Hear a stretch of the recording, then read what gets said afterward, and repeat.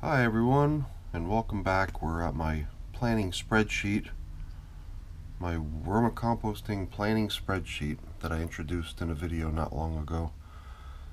But here's where you can see my active bins, their current age since they were set into place, maybe any sort of potential future plans that might be coming. So right now I was maybe targeting Monday to do a harvest of one of these the small size pot bin in the pot, the little planter.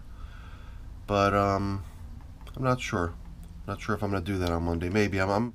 And besides that, I was actually thinking about taking the worms from that container and placing them into this new container down here. And there's no actively added population for that bin. The bin is supposed to sort of self-populate by having the worms come up into it out of the vermicompost. So I'd like to sort of give that bin a little shot of worms and get it really started rather than having it start up so slowly the way it is now. I guess it's time to do a feeding. It's been about 8 days since I fed all these larger size bins. I'm going to do that, and I have another little trick in mind for a couple of these containers which I'll introduce when I get down into the wormery. So let's get started. Okay, so the feeding is going to begin with the bin that we were testing the citrus consumption with.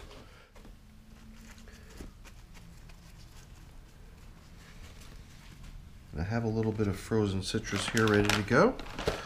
So I think what I'm going to do now, I think what I decided last week was I'm going to feed in a new spot and to sort of let whatever existing feeding was happening previously wind down in that location. But with this particular bin, it's still questionable if the citrus material they've been getting is to their liking or if they're going to eat it at all. So I'm looking for evidence of food that didn't get eaten. To me, it just looks like evidence of a bunch of well-fed worms. At least over here. Oh, I think I feel more slime over here. Oh, this may be the grapefruit. I remember I had placed an entire grapefruit into the bin. This looks like the meaty inner portion of it. I think this might be. Oh, it's hard to tell what's what. But I think this here might be a pretty good indication that they're really not that disturbed by the citrus. They just seem to be going for it. That's the grapefruit, or what's left of it, right there. I'll try to put it back where I found it, or maybe a little more this way, so I can maybe feed in a fresh spot over there. Let's see what else we can find. Everything else was much smaller. Everything else was about the size of a piece of orange peel or a section of lime from drinks. These big chunks of cardboard. I think the whole experiment is proving, for the most part at least, that the citrus is not going to disturb the worms. You know, I don't know if it really just means it's going to take a greater amount of time for them to be able to get at it. Oh, what's this? Another chunk of something. These might be limes. Smells like it, yeah. I think those are limes. So this was the last feeding spot. We'll put all the food that was associated to the previous feedings back where it was, including this grapefruit, which I think is doing really well.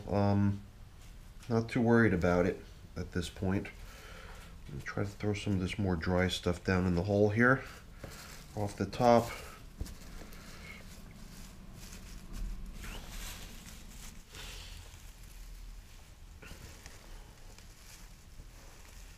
Just peeking around. Ooh, that little wiggler going nuts.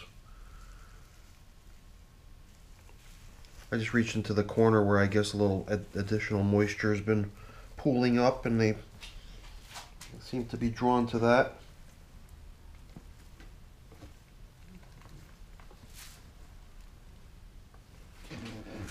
Similar stuff down here, but a big chunk of cardboard I don't want to yank out of position, so I'm going to leave that be. Thumbs up. I'm going to give this a thumbs up. I think it's doing well, and I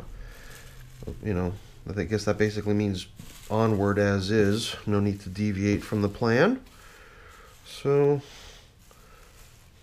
like I said earlier, I'm going to pick a new spot over here on the other side and put my newest feeding on that side and label it. So, okay, let's get these. I guess once again we'll throw some more of this dry bedding type stuff down into the pit.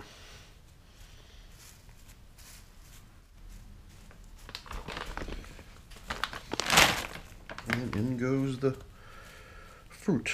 This looks like a whole, I think this one was already starting to go bad. That's why it was never cut up. The rest were, I think, just providing juice. Their juice for drinks. Let's just cover it up here and move on to the next bin.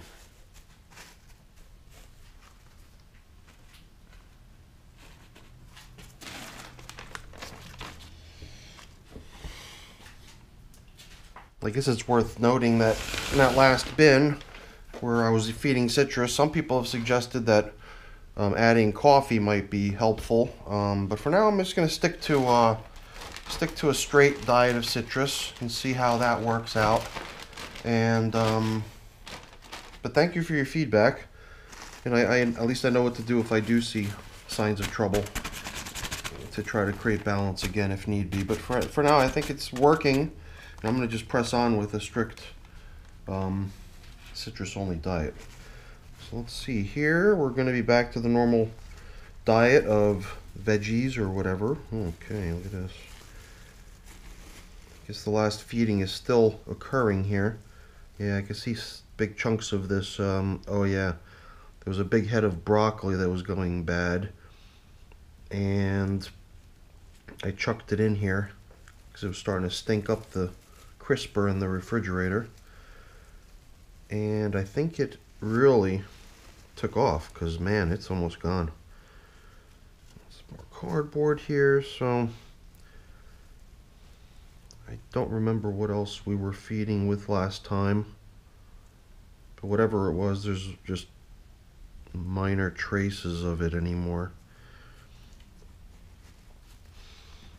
There is a slight ammonia kind of a smell, which is unusual. I never smelled that in any of my bins, and I wonder if it just means, if that's just the rotting of that broccoli. It's very minor, very minimal. I don't even smell it now. It was just a whiff of it I caught earlier. So I'm not going to react to it. I'm just making note of it.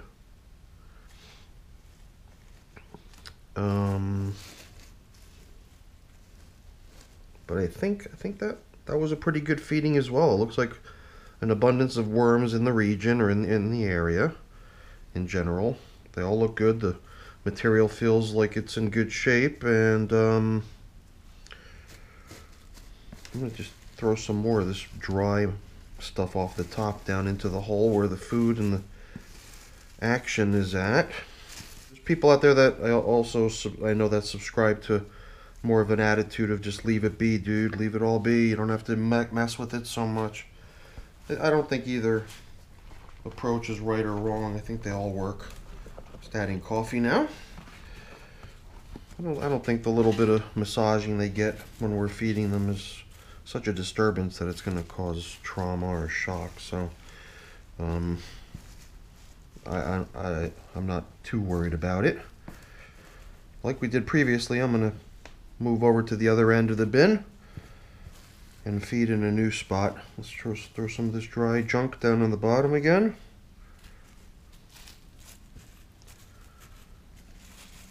And take some of our delicious frozen veggies. What are we going to give them today?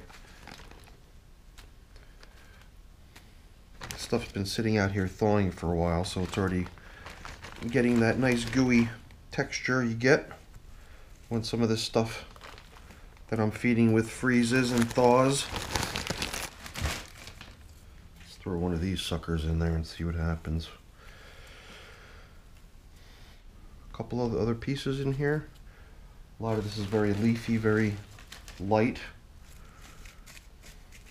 Let's just top it off with a little bit of coffee. Oops. Coffee grinds. Hopefully this will be a good feeding. I think it will. Oh, here's our little nut or whatever it is. I'll throw it in here again with the food, close to the food. That was that walnut or hard nut sort of thing that we found previously. All right, looks good. This is where we fed last time. Nowhere to come back to.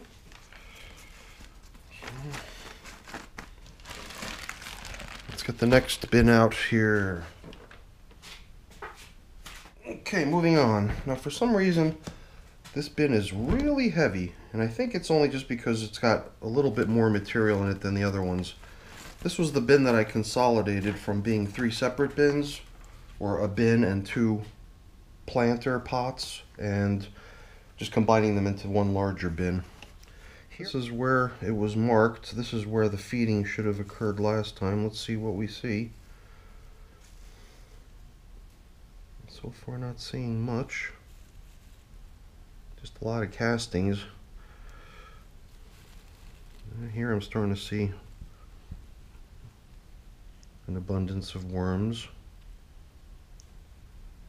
But I don't really feel like I've happened on any chunks of remaining food from the last feeding. Unless I marked the wrong spot again from last time. What's this?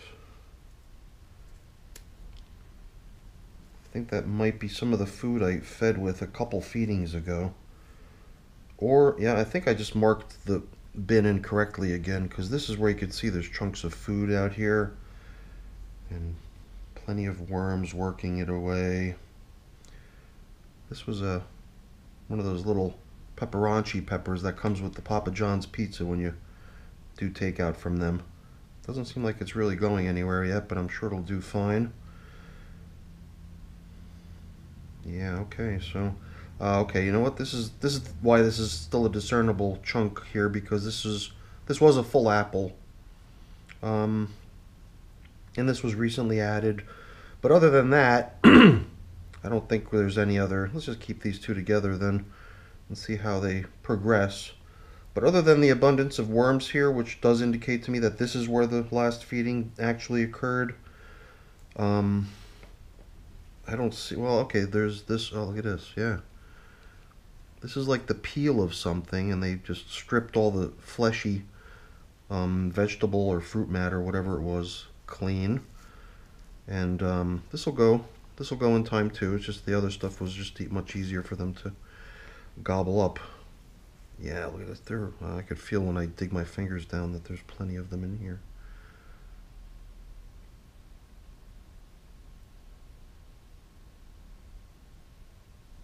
All right.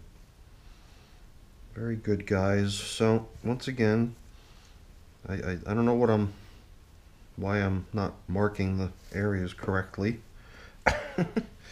That apple can stay over here as sort of a test. We'll stumble on it in the future and hopefully recognize what it was and see how it's coming along. And oops.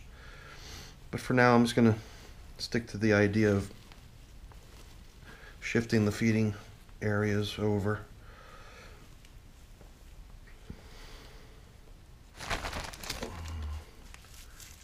Some green beans and another one of these, whatever this thing is. Don't even know. Mystery stuff from the fridge.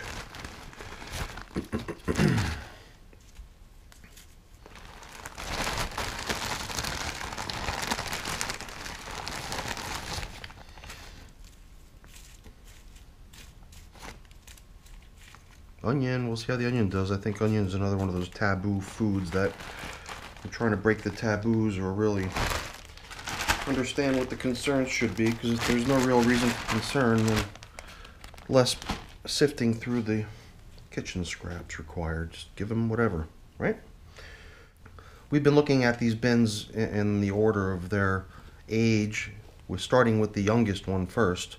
So that citrus bin was the youngest one that we started with, and as we're moving forward, these bins are clearly older and more mature. You could tell just from the material in it, but also just from the weight of it. Like I mentioned earlier, this bin is quite heavy.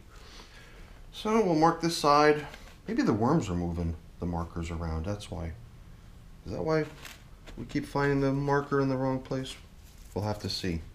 I got you guys as a witness this time. We're putting the marker in the right spot every time now to show where we last fed.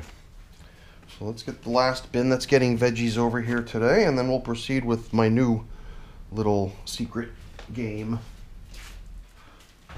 This is the last bin that we're feeding with vegetables. This one feels a lot lighter compared to that last one. Let's see how we're doing down here. According to this, we last fed in this area. You usually kind of tell there's a sort of indentation where the vacuum occurred from them eating. Alright, just trying to see some wormies here. Yeah, this must have been the place where we fed last time, because they're all over the place. But no real signs of whatever it is they were eating here. Nothing I can make out. So once again, I think they've depleted their food supply pretty nicely. Maybe here and there I can feel something that they're still working on, maybe not. Like I said, these bins are getting older and older as we get to them, and this is the oldest of the bins at this point. This is the same age as the the two pots that I've got going on. We're at day I think we're at day 102 with these. Oh, what's this? Some sort of a piece of fruit. An apple. Did I have an apple in here too? I can't remember. But that was all the way over here. Interesting. It's kind of all on its own, so I'm just going to sort of add it to the next feeding. I'll just keep it here on the side for now. And alright, so the last time we fed it was over on this side. Oh, these little guys will all work their way back down in the material. So I guess the next feeding we'll try to do it all the way on this end. There's that apple thing, whatever that was. Okay, and then we'll put the new crater over here to feed in. Put some coffee in here. Oh, well, that's it for the coffee. Quite a bit of coffee. Maybe we don't need too much vegetables now. Whatever. Let's give them some. Give them some yummy vegetables. So I'll get rid of this last other big weird, whatever it is, thingy.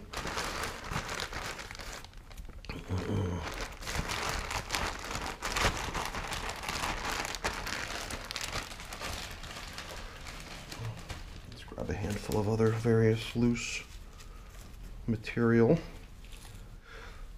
But for now, I think that's it for the regular feedings. And I want to get over to the topic of trying to bait worms. Something we've done in the past with horizontal migration and attempted to do here as well, vertical migration with the with that new bin I created to try to lure the worms out of my compost. Well, I'm going to try to supplement that with another strategy. So let's see, the food we added is right here. Cover up.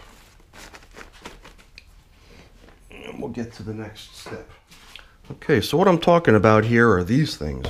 Check that out, right? These things are noticeably paper towel tubes or toilet paper tubes, and the material you see on the ends is coffee filter. Now I use the coffee filter as sort of a wadding, and I pressed it in, started stuffing it with ground up food consisting mostly of vegetable matter from the kitchen, ground up fine in the blender, and also mixed with leaves because I know that that's like one of the worms' staple foods. And the only thing I wanted to do with these, the only thing I still wanted to do with these is put little puncture holes into them, because I'm going to use these as bait. So I want to see if I can get the worms to congregate in a specific spot within my compost container, because I'm a little skeptical of the whole vertical migration situation, and I'm not sure if they're going to be able to all find holes, or if the holes are going to remain clear for them to migrate through vertically. And it just seems to me if there's a some sort of a centralized food source in the bin, then it's just much easier for them to squirm their way over to that and to hang out there and eat and be there when I try to separate them from the casting material.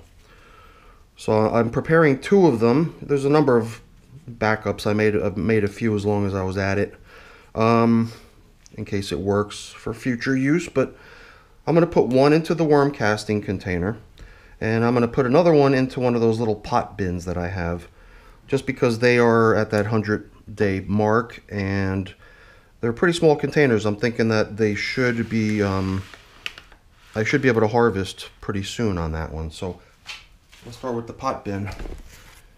Okay. Probably not going to be much to see here. This bin, I think, was fed maybe 3 or 4 days ago, so there's probably still food, readily noticeable food, or maybe not. Just castings. All I see is castings.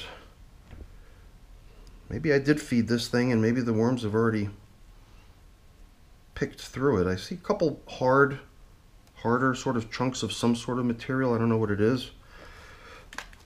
But other than that, I don't feel anything. It just feels like castings. Whew, man, this bin really is pretty mature, and you could look at that material. You know, that's why I'm thinking time to harvest soon, right? So, to that end, to try to get the worms to do most of the work, I'm just going to take one of these little boogers here and place it into the container. And then hopefully it's just going to be a matter of lifting this out in another week or so, and maybe it'll be full of worms.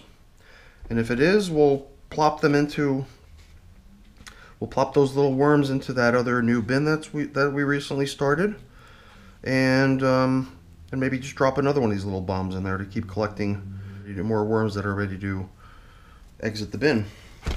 All right, so let's keep our fingers crossed on that. We'll do the same for the compost container, and then we'll be done. Oh my goodness, now this is heavy. This is like an entire bin full of only castings, as well as a new bin. So I mean, that's why, you know, and I'm no slouch. I can definitely lift stuff, but you know, I'm also not too proud to say when something's quite heavy. So I'm just going to set this bin temporarily inside of this bin, just so we can set one of these little, you can see worms all making their way to the surface. The real question is whether they're making it up into the upper bin. So, wow, this material is really nice.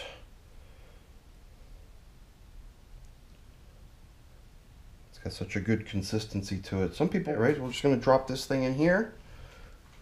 How funny is that? I wanted it to be kind of central and easy for them to get to. So I am rather skeptical of, or curious of, how this vertical migration is coming along. So I just don't want to have to rely entirely on it. So I want to start seeing if I could scoop worms out of this bin manually using this sort of luring approach. Just on that note, I did have a piece of this around. Some people, you don't have to go crazy and fancy like I did. Some people do a similar approach where they take a bag like this that they purchased onions in, and then load it full of material that they think is going to attract the worms, and then bury that. So there again, even if all the food that they just ate is gone, the netting around it will allow you to sort of pick them up as a bundle. So maybe we'll try this thing out in a future baiting attempt, but for now I've got these little custom built baiting bombs that I'm going to try to use, and we'll see how it goes.